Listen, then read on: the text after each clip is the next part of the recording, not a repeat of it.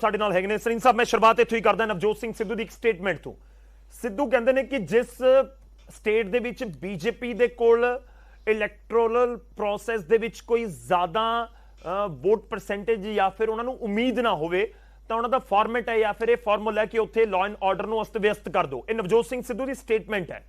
ਉਹ ਸਿੱਧਾ ਐਲੀਗੇਸ਼ਨ ਲਗਾਉਂਦੇ ਨੇ ਕਿ ਬੀਜੇਪੀ ਇਹ ਇਸ ਕਰਕੇ ਕਰ ਰਹੀ ਹੈ ਕਿਉਂਕਿ ਉਹਨਾਂ ਨੂੰ ਲੱਗਦਾ ਕਿ ਪੰਜਾਬ 'ਚ ਉਹਨਾਂ ਦਾ ਆਧਾਰ ਕੋਈ ਬਚਿਆ ਨਹੀਂ ਤੇ ਹੁਣ ਠੀਕ ਹੈ ਜੋ ਮਰਜ਼ੀ ਹੁੰਦਾ ਰਹੇ, ਪੰਜਾਬ 'ਚ ਸਾਨੂੰ ਪਰਵਾਹ ਨਹੀਂ ਕੋਈ।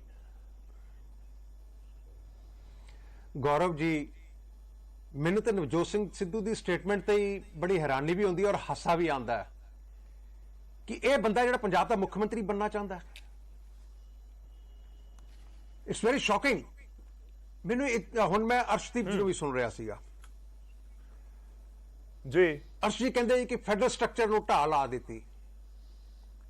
अर्शदीप जी 1968, 1969, 1973, 2012, 2014 ਇਹ ਜਿਹੜੀਆਂ ਨੋਟੀਫਿਕੇਸ਼ਨਾਂ ਪਹਿਲਾਂ ਹੋਈਆਂ ਕਿ ਉਹ ਫੈਡਰਲ ਸਟਰਕਚਰ ਨੂੰ ਢਾਹ ਸੀਗੀ, ਉਦੋਂ ਤੁਹਾਡੀਆਂ ਸਰਕਾਰਾਂ ਸੀਗੀਆਂ। ਮਤਲਬ ਜੇ ਬੀਜੇਪੀ ਦੇ ਰਾਜ ਦੇ ਵਿੱਚ ਉਹ ਹੋਵੇ ਤੇ ਇਹ ਫੈਡਰਲ ਸਟਰਕਚਰ ਨੂੰ ਢਾਹ ਲੱਗ ਗਈ।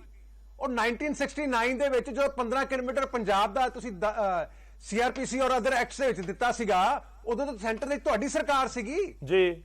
2012 ਚ ਤੁਹਾਡੀ ਸਰਕਾਰ ਸੀਗੀ। नहीं तो लगता 15 किलोमीटर भी ज्यादा नहीं होना चाहिए। नहीं गौरव जी, गल सवाल यह है, इन्होंने सवाल उठाया कि जे सवाल 15 किलोमीटर और 50 किलोमीटर का नहीं गा। सवाल यह है कि ਜਿਹੜੀਆਂ ਪਾਵਰਾਂ BSF ਕੋਲ 15 ਕਿਲੋਮੀਟਰ ਚ ਸੀਗੀਆਂ ਉਹੀ ਪਾਵਰਾਂ 50 ਕਿਲੋਮੀਟਰ ਚ ਹੈਗੀਆਂ ਨੇ।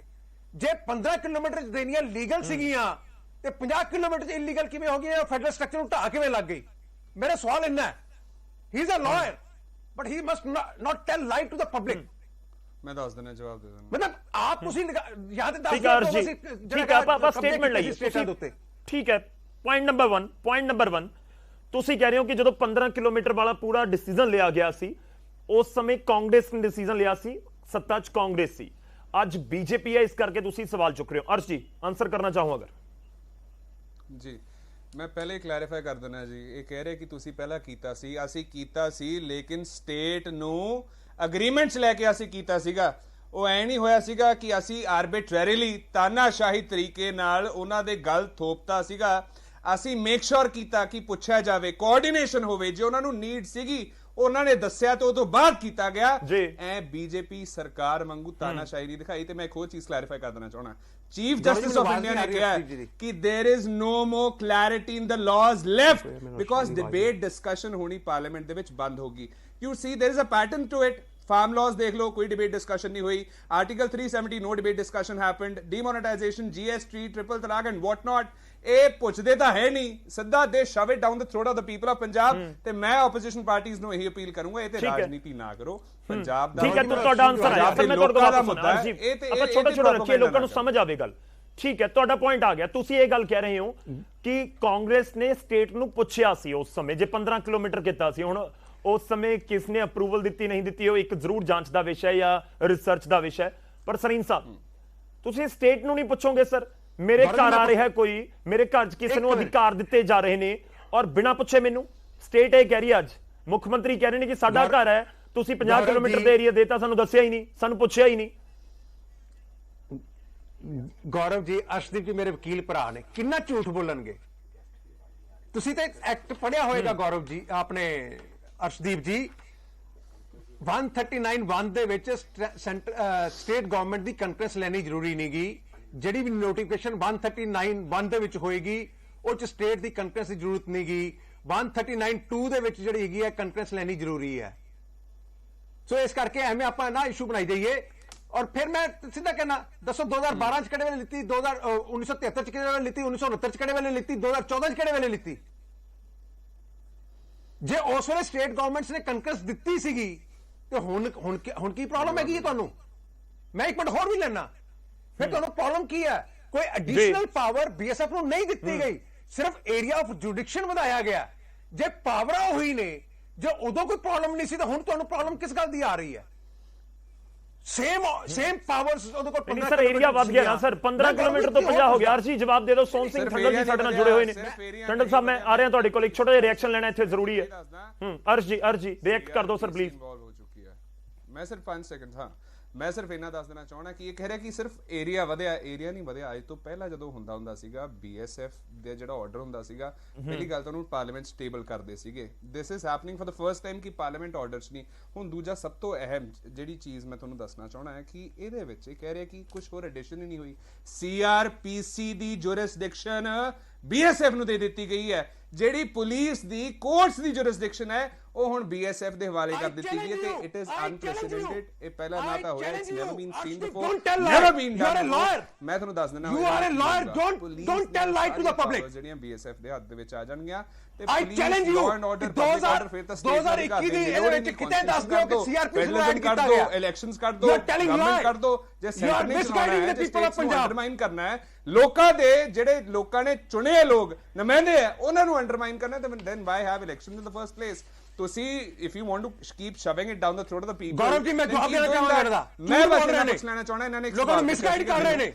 ਕਿ ਇੱਕ ਹੀ ਕਰਕੇ ਸਰ ਇੱਕ ਹੀ ਕਰਕੇ ਲੋਕ ਸੁਣਨਾ ਚਾਹੁੰਦੇ ਨੇ ਗੱਲ ਤਾਂ ਰਿਟਨ ਕੰਸੈਂਟ ਮੈਂ ਉਹੀ ਦੱਸ ਰਿਹਾ ਨਾ ਤਾਂ ਕੋਈ ਰਿਟਨ ਕੰਸੈਂਟ ਹੈ ਜਿਹੜੀ ਆਪੋਜੀਸ਼ਨ ਪਾਰਟੀਆਂ ਇਲਜ਼ਾਮ ਲਾ ਰਹੀਆਂ ਜਾਂ ਤਾਂ ਰਿਟਨ ਕੰਸੈਂਟ ਦਿਖਾਉਣ ਪ੍ਰੂਫ ਦਿਖਾਉਣ ਫਿਰ ਮੰਨੀਏ ਹਵਾ 'ਚ ਗੱਲ ਨਾ ਕਰਨ ਦੂਜੀ ਗੱਲ ਇਹਨਾਂ ਨੇ ਪੁੱਛਿਆ ਸੀ ਕੀ ਐਡੀਸ਼ਨ ਹੋਈ ਹੈ ਜੀ CRPC ਪਹਿਲਾਂ ਹੁੰਦਾ ਸੀ terrorism act passport act NDPS ਇਹ ਪਹਿਲੀ ਦਫਾ ਹੋਇਆ ਵੀ CRPC ਨੂੰ ਵੀ ਐਡ ਕਰ ਦਿੱਤਾ ਗਿਆ which is against the law of the land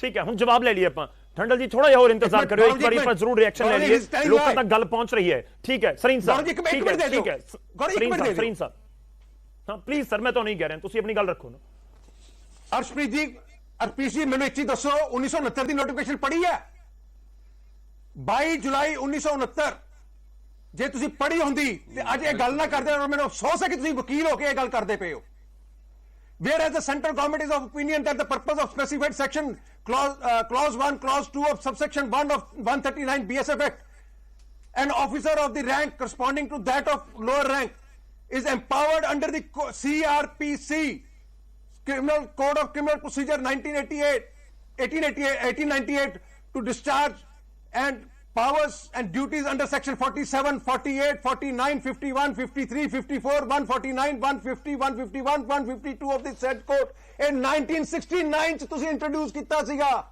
CRPC. You are telling lie to the public. You are an advocate.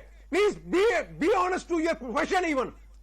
ਲੋਕ ਕੀ ਸਮਝਦੇ ਹੋਣਗੇ ਕਿ ਵਕੀਲ ਕਿੰਨਾ ਕੁ ਤਿਆਰੀ ਕਰਕੇ ਆਇਆ ਡਿਬੇਟ ਵਾਸਤੇ This is in 1969. ਠੀਕ ਹੈ ਤੁਹਾਡਾ ਪੁਆਇੰਟ ਆ ਗਿਆ ਮੈਂ ਸਰੀਨ ਸਾਹਿਬ ਉਸ ਦੇ ਉੱਤੇ ਜਵਾਬ ਲਾਉਂਗਾ ਅਰਜੀ ਲਾਜ਼ਮੀ ਤੌਰ ਤੇ ਜਵਾਬ ਦੇਣਾ ਚਾਹੁੰਦੇ ਹੋਣਗੇ ਥੋੜਾ ਜਿਹਾ ਹੋਲਡ ਕਰੋ ਸਰ ਆਪਾਂ ਸਭ ਨੂੰ ਡਿਬੇਟ ਸ਼ਾਮਲ ਕਰ ਦਿਓ ਇੱਕ ਵਾਰੀ ਮੈਂ ਇਹਨਾਂ ਨੂੰ ਇੱਕ ਸਿੰਪਲ ਜਿਹੀ ਚੀਜ਼ ਪੁੱਛੀ ਸੀ ਮੈਂ ਕਿਹਾ ਉਹਦੇ ਬਾਅਦ ਤੁਸੀਂ ਆਪਣੀ ਗੱਲ ਰੱਖ ਲਈ ਸਰ ਠੀਕ ਆਪਣਾ ਸਮਾਂ ਖਰਾਬ ਹੋ ਸਰੀਨ ਆਪਣੀ ਆਸਕ ਕੁਐਸਚਨ ਕਿ ਤੁਹਾਨੂੰ ਰਿਟਨ ਕੰਸੈਂਟ ਡਿਮਾਂਡ ਹੋਈ ਤੁਸੀਂ ਆਪ ਇੱਕ ਸੈਕਸ਼ਨ ਦੀ ਗੱਲ ਕੀਤੀ ਇਹਦੇ ਵਿੱਚ ਦੱਸ ਦਿਓ ਕਿੱਥੇ CRPC ਨੂੰ ਥੋੜਾ ਜਿਹਾ ਹੋਲਡ ਰੱਖੋ ਅਰਜੀ ਸਰੀਨ ਸਾਹਿਬ ਥੋੜਾ ਜਿਹਾ ਹੋਲਡ ਰੱਖੋ ਇੱਕ ਵਾਰੀ ਆਪਾਂ ਸਭ ਨੂੰ ਐਡ ਕਰ ਲੈਣਾ ਸਰ ਚਰਚਾ ਦੇ ਵਿੱਚ ਠੀਕ ਹੈ ਤੁਸੀਂ ਜਿਸ ਪੁਆਇੰਟ ਦੇ ਉੱਤੇ ਗੱਲ ਕਰਨਾ ਚਾਹੁੰਦੇ ਹੋ ਲਾਜ਼ਮੀ ਤੌਰ ਤੇ ਲੋਕ ਵੀ ਜਾਣਨਾ ਚਾਹੁੰਦੇ ਕੋਈ ਇਸ ਚੀਜ਼ ਦੀ ਮੰਗ ਹੋਈ ਹੈ ਤੁਸੀਂ clear violation of the constitution of India ਕਰ ਰਹੇ ਹੋ ਐਕਟਸ ਕਰ ਰਹੇ ਹੋ if you do not want to abide by the law of the land then why have law in the first place BJP ਨੇ ਟਾਈਮ ਐਂਡ ਅਗੇਨ ਇਹ ਚੀਜ਼ ਕੀਤੀ ਹੈ ਜਿਹੜੀ ਚੀਜ਼ ਦੀ ਤੁਸੀਂ ਗੱਲ ਕਰ ਰਹੇ ਹੋ ਵੀ ਦੇਖੋ ਆਪਣਾ CRPC ਪਹਿਲਾਂ ਸੀ ਮੈਂ BJP ਦੀ ਗੱਲ ਕਰ ਰਿਹਾ ਕਿ BJP ਨੇ ਪਹਿਲੀ ਦਫਾ ਇਹ ਚੀਜ਼ ਕੀਤੀ ਹੈ ਵੈਸਟ ਬੰਗਾਲ ਦੇ ਵਿੱਚ ਆਪਣਾ you had to do it Punjab ਦੇ ਵਿੱਚ you had to do it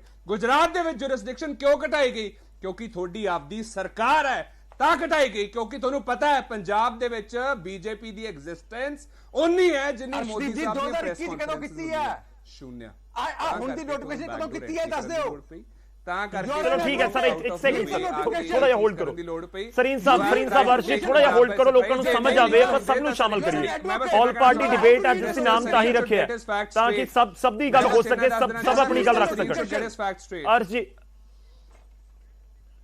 ਠੀਕ ਹੈ ਥੋੜਾ ਜਿਹਾ ਹੋਲਡ ਰੱਖੋ ਨਾ ਸਰ ਸਭ ਨੂੰ ਗੱਲ ਸਮਝ ਆਵੇ ਮੈਂ ਥੋੜਾ ਜਿਹਾ ਤੁਹਾਡੇ ਕੋਲ ਆਣਾ